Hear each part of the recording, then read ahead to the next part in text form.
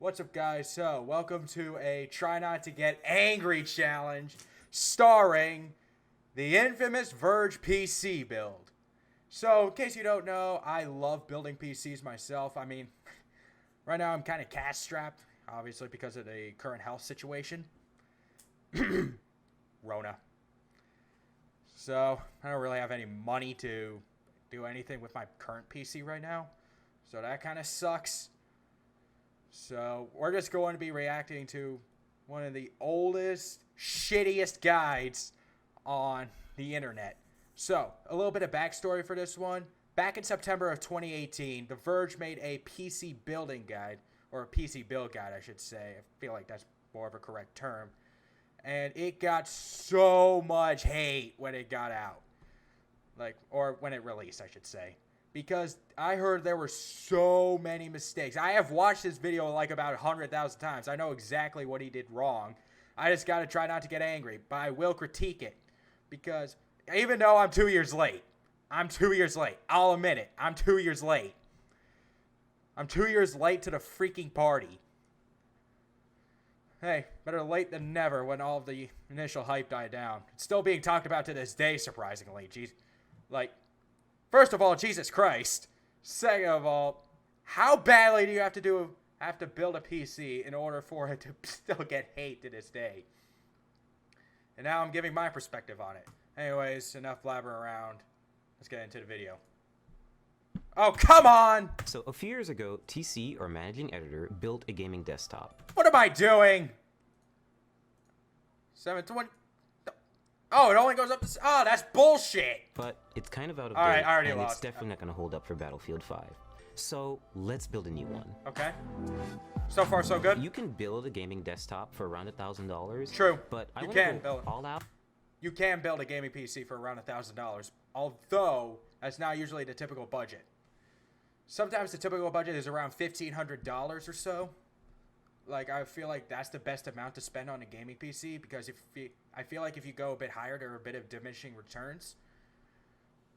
I mean, I will leave a link to this in the video description, so. But back to what I'm saying. It is true. You can build a gaming PC for around $1,000, but you could also build it for much cheaper if you go used. Typically, that's usually not the way to go if you're spending between $500 to $1,000. Typically, if you're going a little bit less than that, you could probably go used and save $1. Anyways, yeah, that's about it. So I spent around $2,000. While it is a decent chunk of change for a gaming PC, $2,000 is not all out. If you want to go out, I would say around $5,000 to $6,000. I feel like that's getting closer to the all-out range. PC like this is going to be able to play most games at ultra settings. So, But at what resolution? what do you need to build a desktop? Well, of course, first you need a table. Of course you're gonna need a table, dummy! Preferably not metal. If it's going to be metal, have an anti-static working surface True. layered on top of it, a thermal paste applicator, Who uses a thermal paste applicator, for God's sakes? an Allen wrench, What PC needs an Allen wrench? Tell me, what PC case needs an Allen wrench? I need to know. some tweezers to tighten up the wires, Those are zip ties! Those are zip ties! a Swiss Army knife, which hopefully has a Phillips head screwdriver in it. Pause! Let me grab something. I'll be right back. Freaking Swiss Army knife that hopefully has a Phillips. Really? So, you don't have one of these? A typical Phillips screwdriver? It's actually a multi-bit, but you get my point. Ugh! Where was I? And last but not least, an anti-static bracelet, excuse which is me. to protect you and the parts. It's not an anti-static bracelet. That looks more like those silicone bracelets. Excuse me. Sorry about that. It looks like more of those normal bracelets that you would get out of a vending machine or something. Like one of those silicone bracelets. There's no ground wire coming off of this, and this is way out of focus. So, yeah. There's no ground wire coming off of that. Or is the world's first wireless anti-static bracelet. We have a lot of boxes and a lot of PC parts, so it's best if you unbox them, isolate the part. Alright, I want to stop right here. You have a knife. Why are you destroying your box? Where is it? I wonder if is this it? I can't really see that well. There's a light blinding me. Somewhere around this range. Parts that you really need, place items into the Oh, case good and lord! make sure that they all Is fit, that- and then start Is that a working. sneak peek of what we're And gonna now see? We're really gonna start Spoiler alert. Yes. building by adding the motherboard in. Why are we adding the motherboard in? So, typically, if you're building a computer, you would want to install as many components as you physically can onto the motherboard itself. Therefore, it makes it a little bit less of a pain in the ass when you actually do install the motherboard. Some notes about installing motherboards: they're really delicate. You should be really careful with them, and screw in with confidence, but also Screw it with confidence. While you definitely want to be confident while building a gaming PC, I'm not gonna dispute that. What I'm trying to say is you want to make sure that it's just tight enough. Generally, when you're screwing something down with, like, you know, an actual screwdriver, you definitely want to, like, tighten it until you can't tighten it anymore. That means you're good. don't screw in too hard, otherwise you could crack the board. I chose That's a fear that you're gonna crack the board when you're installing hardware. Asus's Z370 motherboard for two main reasons. One, it has built-in Wi-Fi and Bluetooth. Unless you absolutely need it, I wouldn't recommend getting a motherboard with built-in Wi-Fi and Bluetooth. And also, it has support for NVMe SSDs, meaning you can get I want to point some. Okay, we'll wait. really fast SSDs that are really easy to install.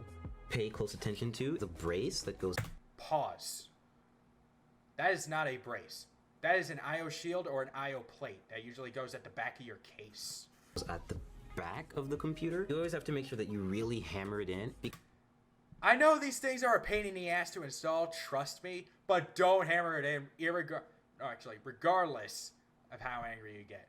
Do not hammer it in under any circumstances, no matter how angry you get at it. Because there's no screw, it really just has to go outside of the case and clasp onto the frame. And this is very important because otherwise you can't align the motherboard correctly with the holes. We're just going to start installing all 8 screws. Okay, I want to point something out here. Some people actually harped on this guy for saying he already installed the standoffs, and this is supposed to be a guide. I will say, in his defense, that some cases, my case included, I have the NZXT H510. It actually came with the standoffs pre-installed. So next we're going to install the RAM on the motherboard. Okay. I chose Corsair's 16GB Vengeance LED RAM Not a bad kit. for two main reasons. One, it has LEDs and we do like lights in our gaming desktops. That's more of like a personal thing, but I don't really like a lot of lights in my gaming PC, especially when it comes to RAM. I'm just not a fan at it. You can come at me all you want with that. Secondly, it's pretty fast RAM. It's 2666 megahertz, I believe. That's not really that fast for DDR4. Like, generally fast for DDR4 is like around the 3600 range. So it's pretty fast, and this motherboard supports that speed, Most motherboards will support that speed, trust me. which is most important. Open the slots first, and just aligning the stick with the middle of the strip, not with the end, and just lining that up with the logo. Is he installing upside down? I can't really see. Let me check. Let's go back. I think so? I can't really see the indentation.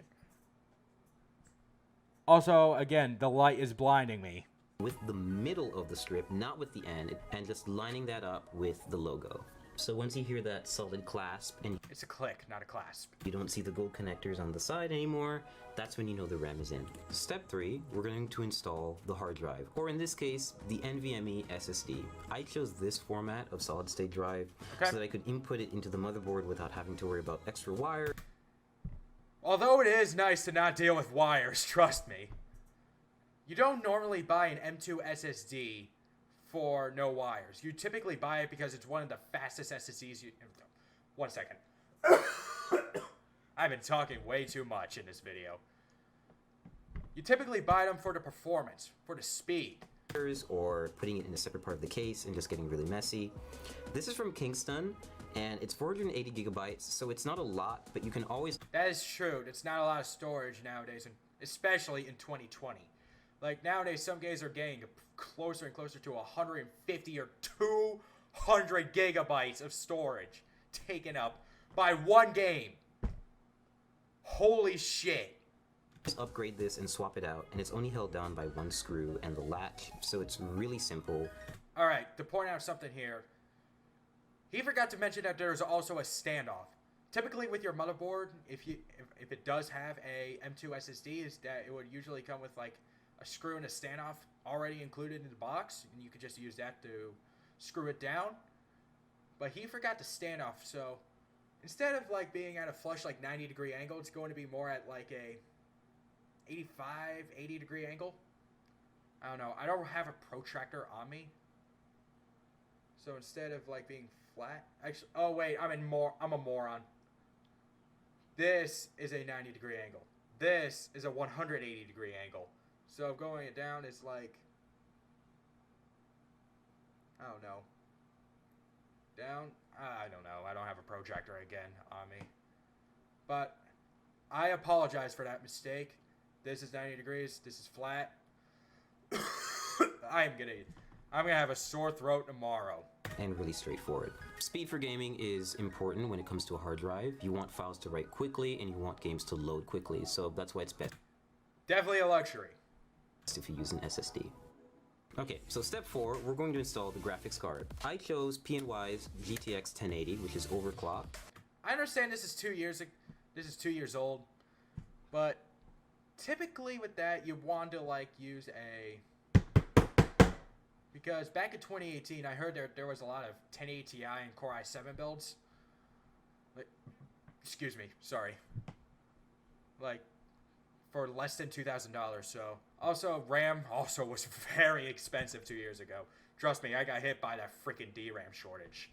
And that was a pain in the ass. Nowadays, they cost almost like pennies. I almost feel like they cost pennies.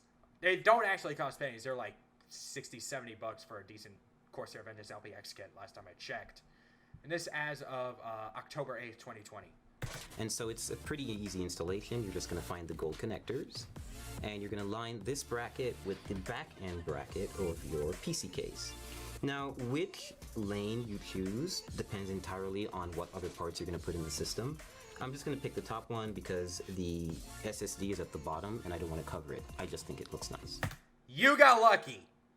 You got lucky, you son of a bitch.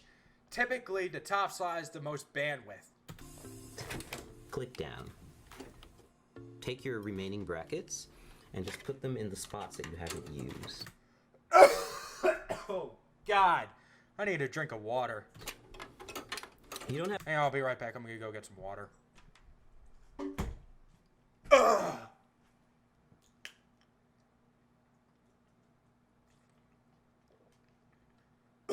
Oh, God, I swallowed wrong.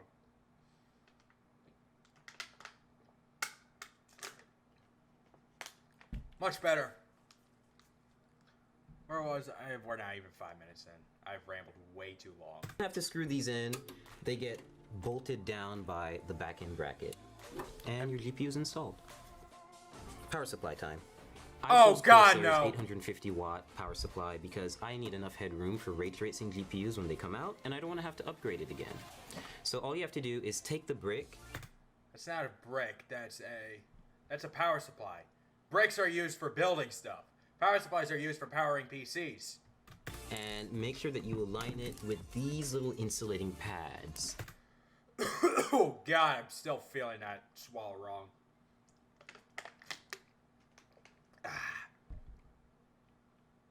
Oh, that feels better. I think he said something about those being insulation pads. They're not insulation pads, they're anti-vibration pads. So the power supply doesn't short circuit and come into contact with the rest of the system. So just take it in, slide it in. God, no. God, no, I hate this part. I hate this part. And then shift it to the back and make sure it's right up against the frame.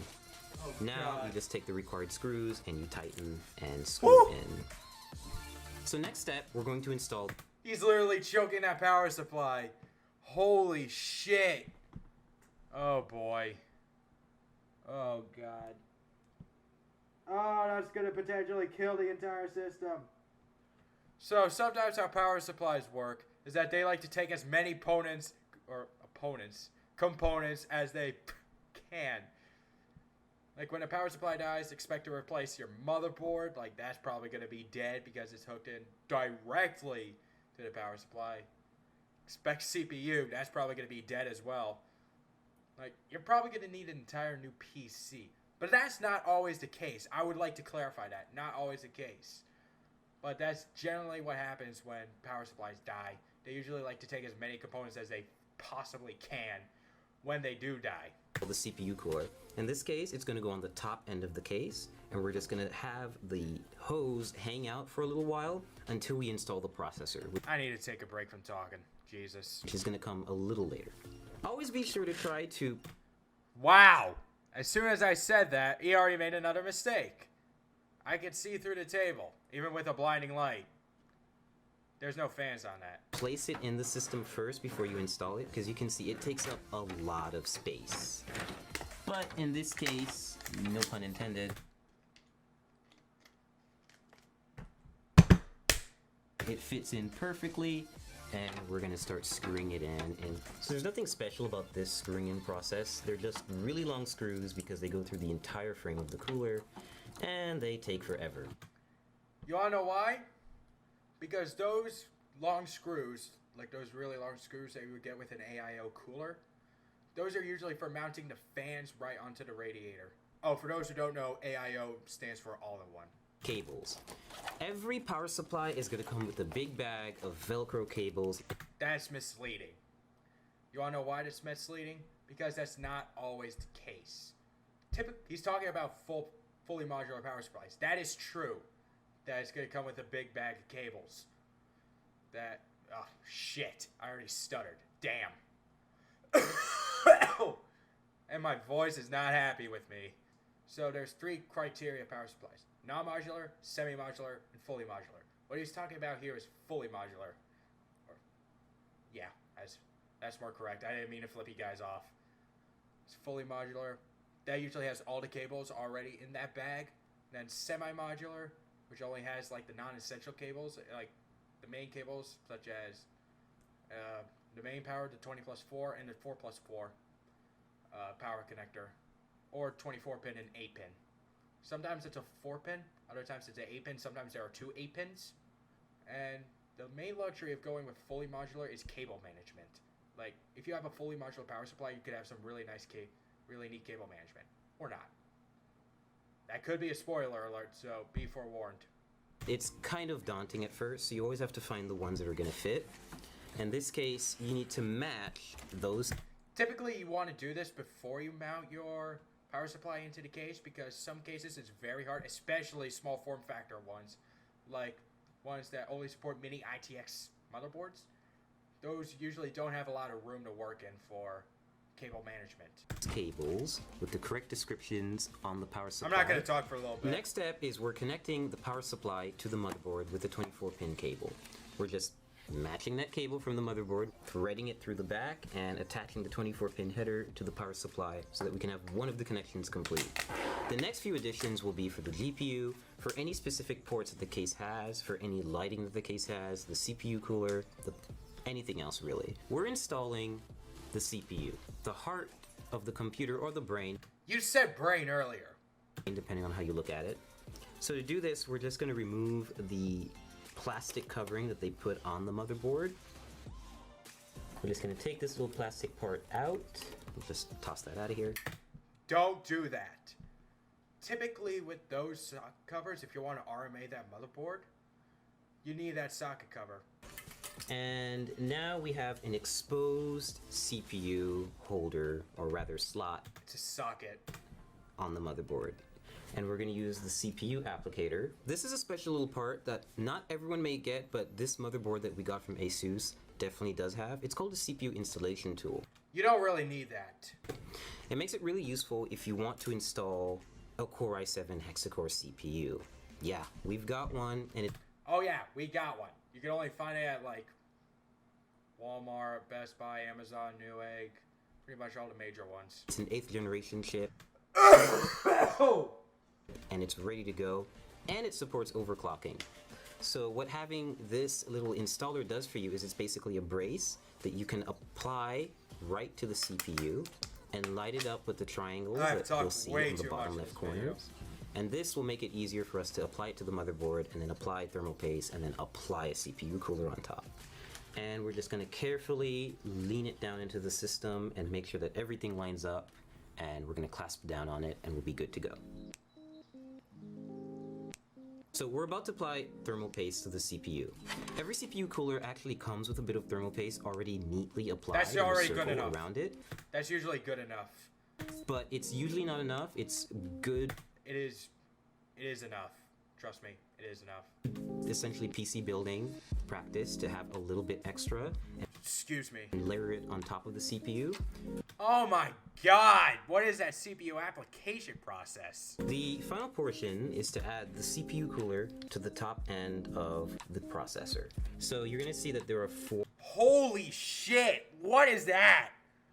What is that? You have a thermal paste applicator? Use the damn thing! brackets, or rather like screws in here with brackets and holders right here. And they're going to keep the cooler raised off the processor, but it's also going to be close enough to actually physically come in contact with it, like basically Oh, keep my it voice cool. is gonna be worn Take out. thumb screws like this and just screw them on. So now that our internals are done, we're going to put all the panels back on, which is the top glass, side glass, front glass, and of course the back panel where all of this fun stuff is happening. So we fully built the Jesus, look at that. PC, everything's put together, and we got to the post screen.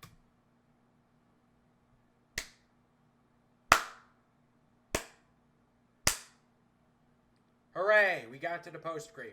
Holla motherfucking luya. After all that bullshittery. So what's next? Well, you need a USB flash drive with your Windows installation media on it, At least that's one part he got right. and of course a license key. Debatable. So I plugged that.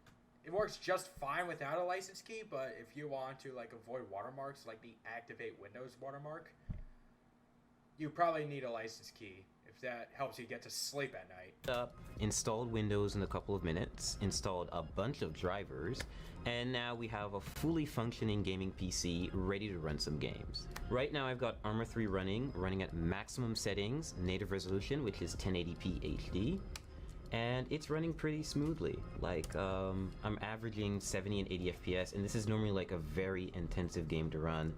I won't deny that Armor 3 is a bit intensive, but the reason why you're getting between 70 and 80 FPS is you're in a plane. Like, in Grand Theft Auto, for me, I usually get higher FPS when I'm flying around in, like, a jet. I'm using Grand Theft Auto as an example here. I mean, it could be any game about flying, except Flight Simulator. That game is a bitch to run as far as I've heard. Yeah, but stuff like Grand Theft Auto, Just Cause, any game that has any flying mechanics, usually runs at a higher FPS if you're flying around because it only needs to render your plane completely detailed, and everything else is like not even completely rendered. So you want to look out for that. And it's still doing a pretty good job. So right now I'm playing League of Legends. Oh, Jesus Christ. I will have the minimum requirements for League of Legends right here. It's one of my favorite games. I'm actually playing against a bot, and I'm distracted, so I'm not actually doing so well. You suck. But otherwise, like, this is pretty much what you would see me do on a gaming computer. Test stuff out, and hopefully have really high frame rates like I am right now. I'm averaging 120 FPS, and that's only because I've actually locked the game to that frame rate because I can get around 300 FPS. The real reason why you locked it at 120 FPS because you don't really have a monitor that will actually take advantage of like 400 FPS. Playing League on maximum settings. It's a little bit absurd, and you don't really need that, so You want to get as much FPS as possible, especially if you're playing a game like a first-person shooter like Counter-Strike. You want to get as much FPS as you can. I locked it. Building a gaming desktop has been a great experience. I'm able to max out a lot of my favorite titles, and I'll be able to play a lot of upcoming titles like Battlefield 5 and Cyberpunk 2077 Battlefield 5 was not very good as far as I've heard. I heard Cyberpunk was better. without worrying too much. Wait, has Cyberpunk even been released yet? about the parts I have. When ray tracing GPUs come out, for example, I'll be able to upgrade without having to buy a completely new system.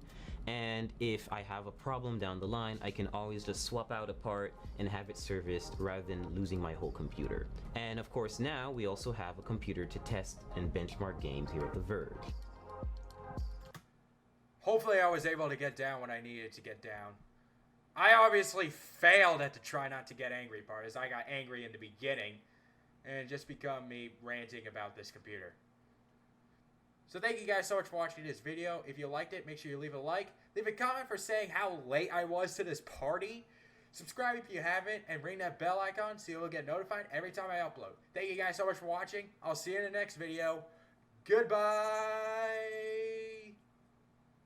I am extremely late.